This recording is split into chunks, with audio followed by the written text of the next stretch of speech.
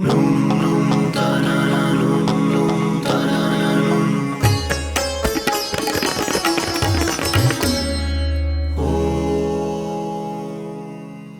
of January 1978,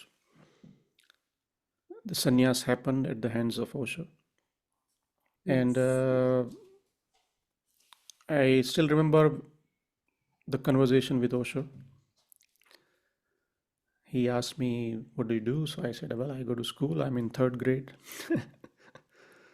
He said, "Do you do meditation?" I said, "Yes." Because I used to jump into some of the sessions of dynamic meditation.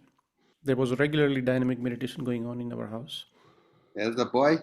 As a boy, yeah, as a 7-year-old, we Yeah. would jump especially into the Wow. second stage of catharsis. We will Ah, jump and scream and catharsis. and then come out.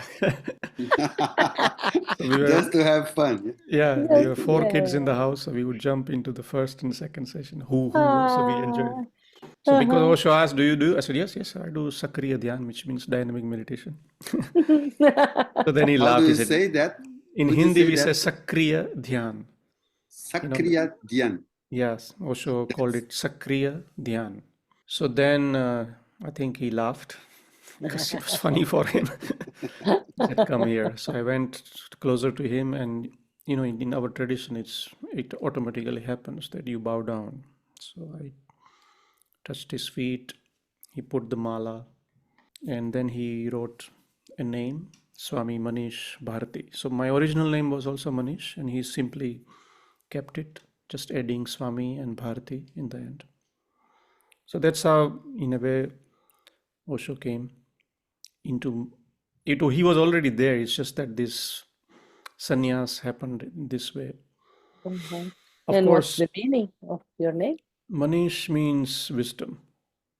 It planted a seed somewhere, and then slowly, it started making sense.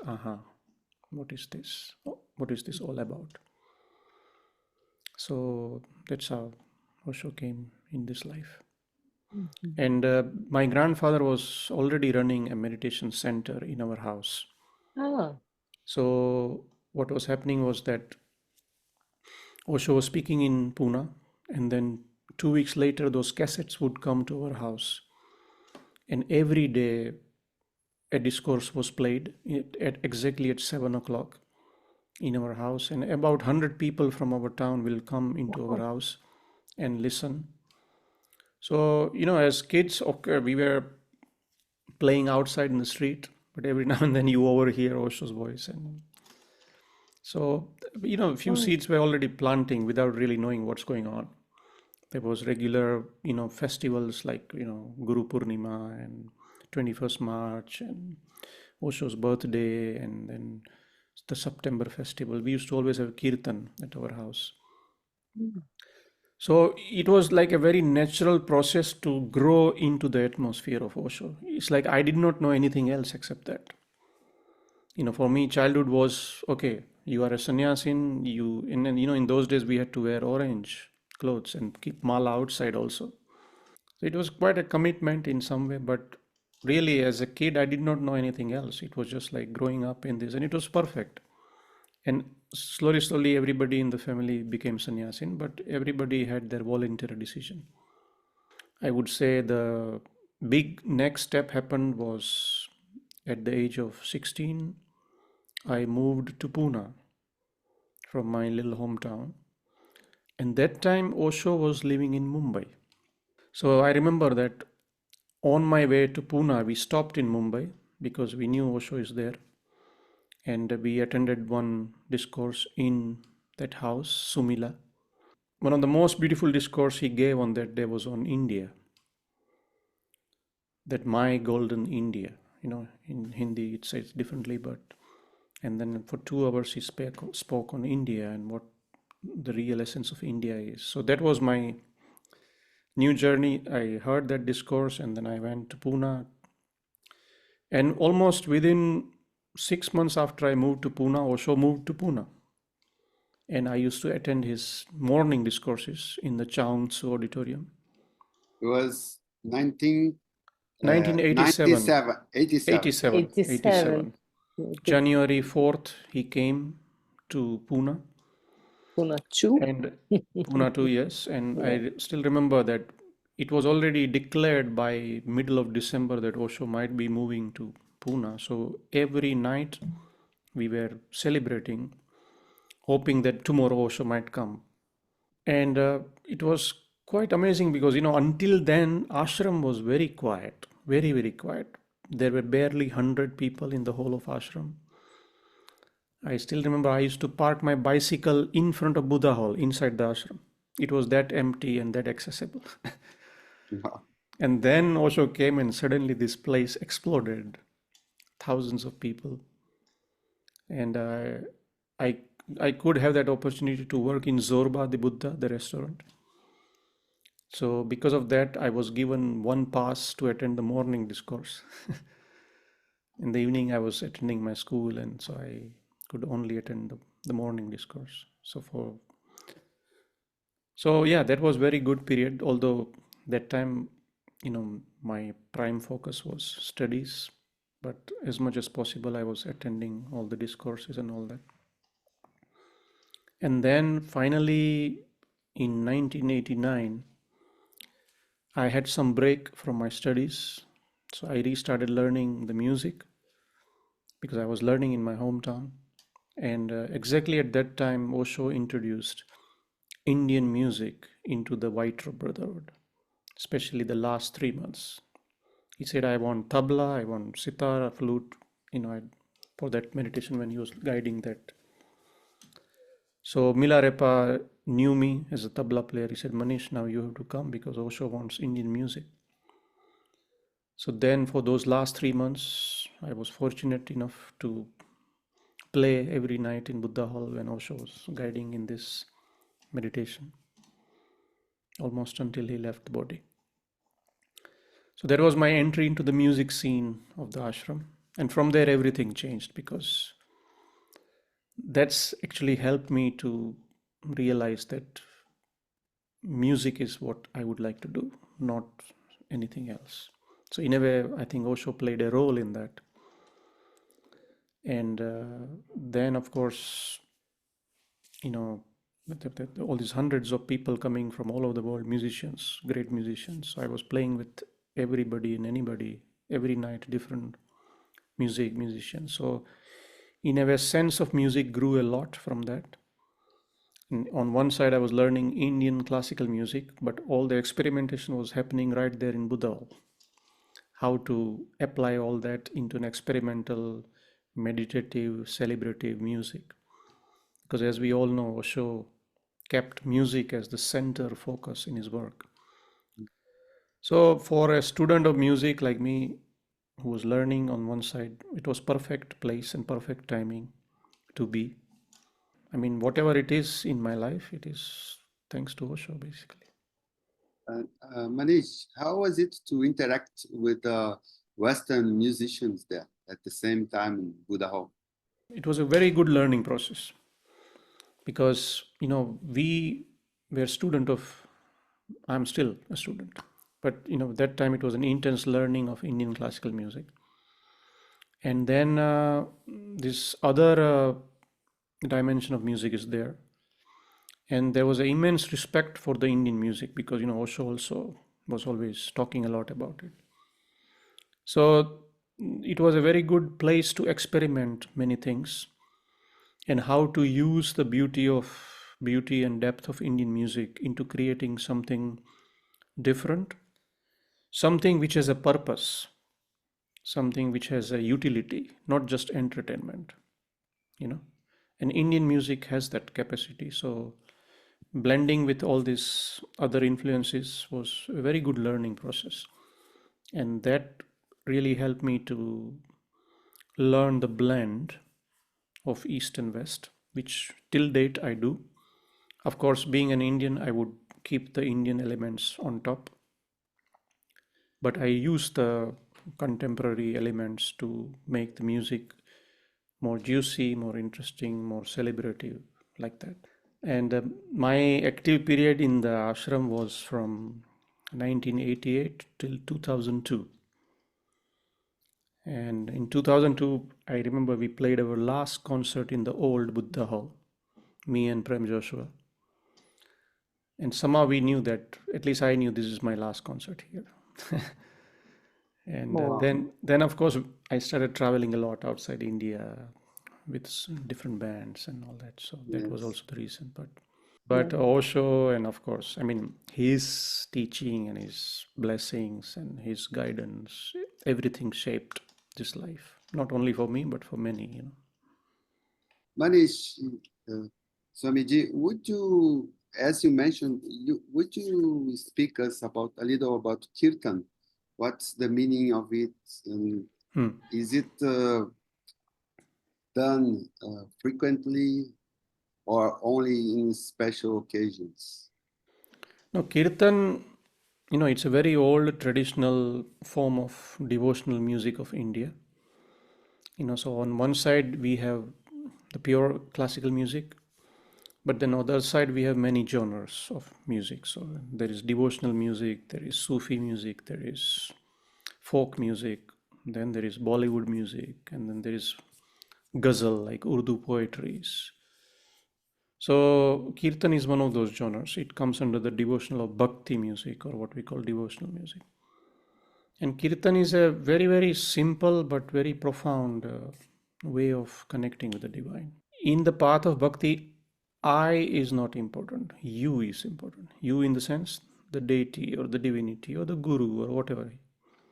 So the focus is on that higher energy. So when the focus is on that higher energy, this so-called ego and so-called identity disappears. So in that Yes. way, in a process of kirtan, you can actually realize, like, you know, if you are dancing for 1 hour, singing, you don't even remember that I am so and so, because that dissolution has happened, that dissolving has happened. So it's like a little bit like, you know, you are a statue of a salt, and what happens when you enter the ocean? You become the ocean. Mm. Could you also speak to us about this project on mantras that you have?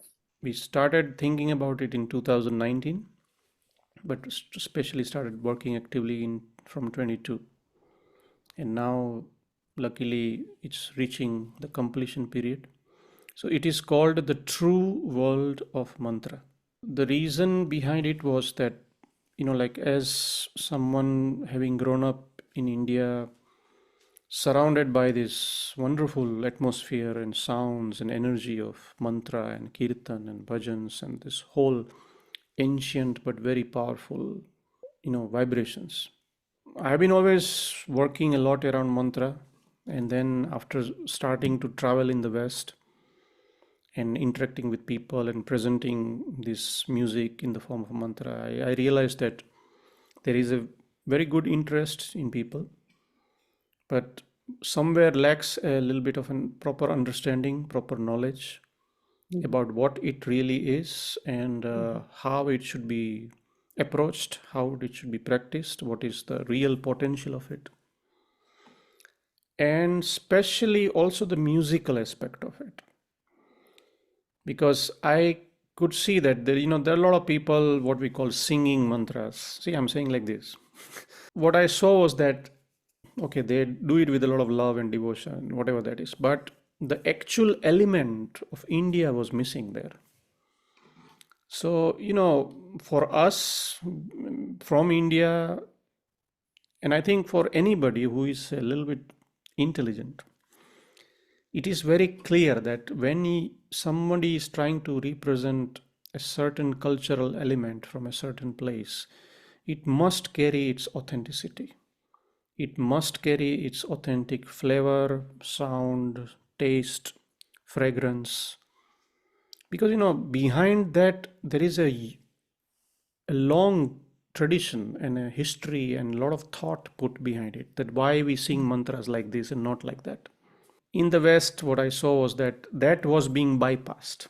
So when, you know, when we hear it, and frankly, I will tell you, many times I have to pay attention to what they're singing. Although it is a text we grew up with, let's say a Gayatri mantra. Sound is important. The vibration of Exactly. the sound, the Yeah, like pronunciation. very much, very much. And especially in the case of mantra, because in mantra we say that vibration is more important than the meaning. And that vibration is created by pronouncing it correctly.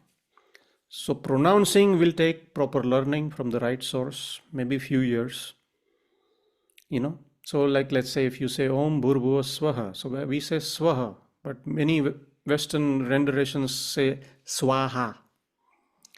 You see, so Could you say Swaha. that again? Could you say that again? So the Swaha. original word is Swaha. Swaha. Yeah, Swaha. and what you hear Swaha. from the Western renditions is Swaha. Swaha, yes. So Swaha is a completely different sound and a meaning and a process.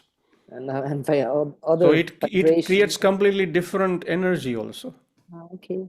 So to understand this, a proper training is needed. It takes many years to learn that. You know, even many times I have to pay attention to many Sanskrit pronunciation because it is such a powerful language, guys.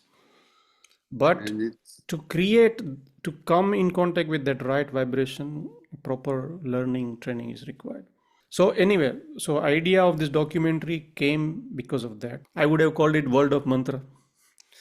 But because there is a little bit illusory world of mantra existing, which does not give you the full spectrum. We met some amazing people for this project. They have been working in this field for their whole life, very silently but dedicatedly. And most of the people are unknown. They are not like celebrities or some, like this das, that das. So I met two kinds of people. One of those people, the linguistic point of view, the whole theory of mantra, and other was a group of musicians who have dedicated their whole life creating mantra music. So what is their actual vision? Of course, they are all from India because it is that part of culture. If I want to make a movie on flamenco music, I will not go to Japan. And the third group of people was the people who have worked with mantras from the aspect of healing point of view, from curing people. And this has been also an ancient science of mantra practiced since thousands of years and even now, that how in certain situations when even doctors have said, okay, nothing can be done for you, mantras will work. You see? So, and nobody knows about this. People are just kind of limited to singing. No, it's first of all, see, the tradition of mantra is not of singing. The actual tradition is of chanting. Okay, singing has been done in India with the right elements of music and with the right understanding that which raga we will use and all this. And these things are developed over the years. It's not an overnight process. So my effort is to make people aware, especially in the West, that guys, if you want to connect with an essence of such an ancient but powerful tradition, you have to connect with the authentic. Don't get fooled by a so-called Western packaging. All that which is done in the field of mantra, as far as the Western presentation of mantra music is concerned, it is good in the sense that, okay, maybe it's good piece of music at the most for a Western ear, because maybe for Western people it takes a little time to connect with the Indian sound of mantra or whatever that is. So in that way, they found a little bit of a solace in the more familiar presentation. But then in that finding familiarity, they have missed the original nad, original sound. It's like if I want to connect with the essence of flamenco music, why would I listen to a Japanese guy doing flamenco music? I would listen to a Spanish guy doing that. Okay, then if maybe there is an American or a Brazilian who has spent years in Spain learning that, he or she has that authority to present that. I live in Switzerland. They have wonderful yodel music. Now, if I want to represent the yodel culture, Can I do it in Indian style? Then Swiss people will say, get out. You cannot do this to our culture. No. If you want to present our culture, learn. Stay here for 20 years, learn properly, and then we will tell you that you are ready. So, You see? Yes. So, my humble effort is to only let people know that actually there is a true world exists. Yes. And Yes. please So connect beautiful. with that. At least give yourself that luxury, that blessing, and it will open up a spectrum for you, from not only from the musical point of view, but from a sadhana point of view, from the inner growth, for the healing aspect. I met Mhm. some people while this process, and as I told you, to them doctors had told that, look, now you have 3 months to live, and they were cured by the mantra therapy. See, so a really amazing world is existing. Of course, it is a self-finance project, and so we have also launched what we call a crowdfunding program.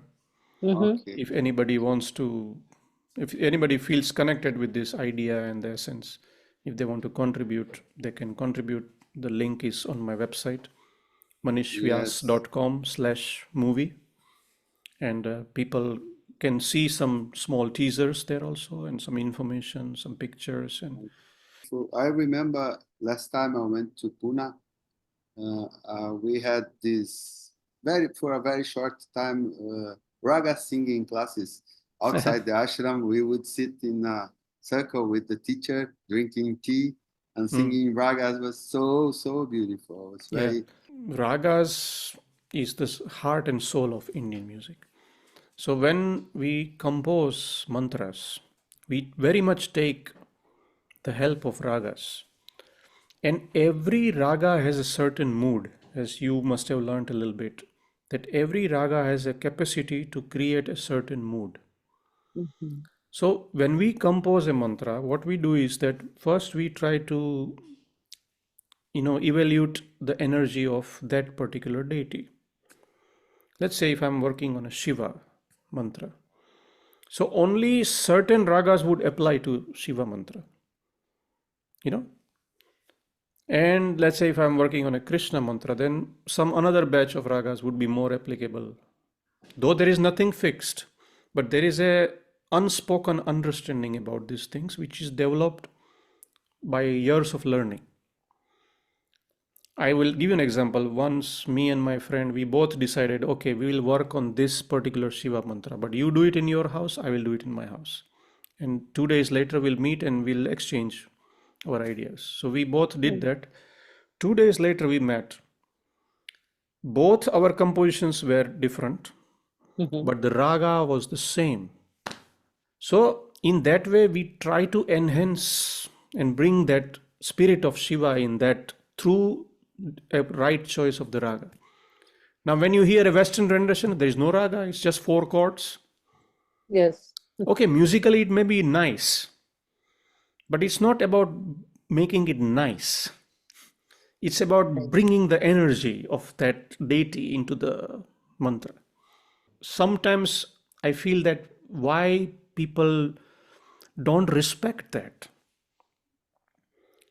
You see, you can feel that if I do something to the most beautiful form of Brazilian music, and I twist and distort it to fit into my ears, then you will feel that, hey, don't do that to our culture. If you want to do it, learn properly and then do it. So, this cultural appropriation is not good. People come and tell me, Manish, but our intention is good. Mhm. Okay. And I said, I had never questioned the intention. Mhm. I never questioned the devotion. Yeah. But Mhm. is that enough? Yeah. For example, I'll give you an example that I work in a pharmacy.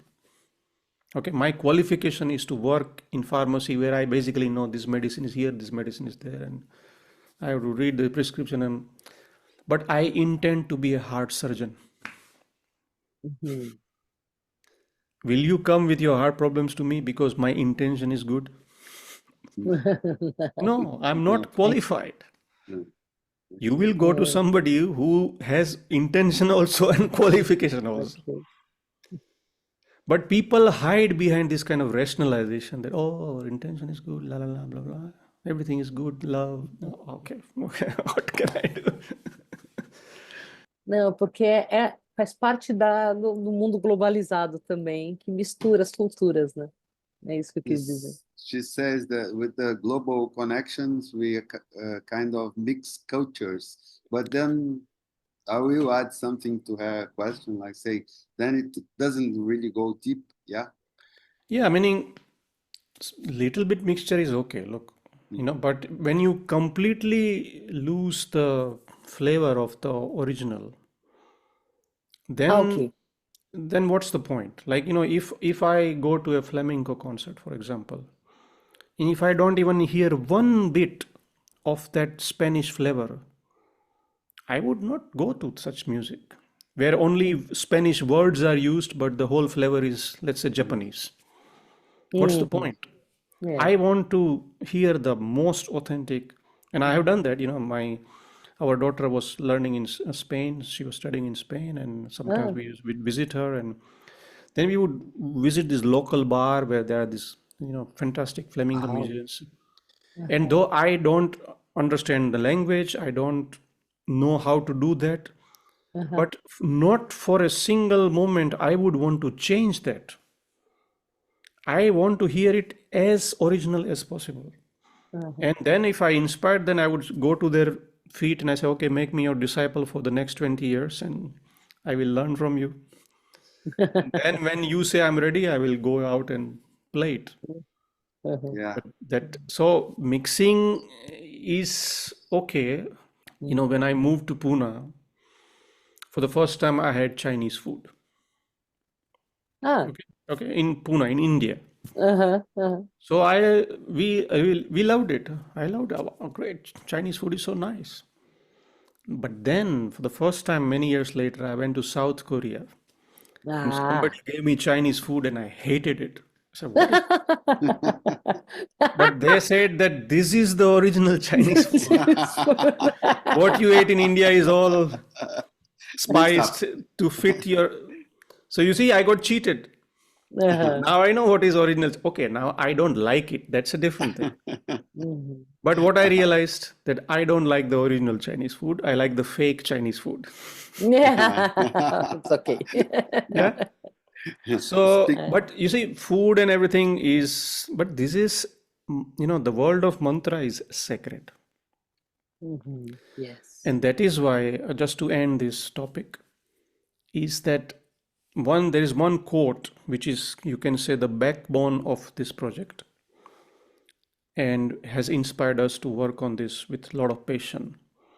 And that quote says, tradition is not the worship of the ashes, but preservation of the fire. You see? So it is about preserving this fire which has been burning since thousands of years. That's all. Aham Brahmasmi.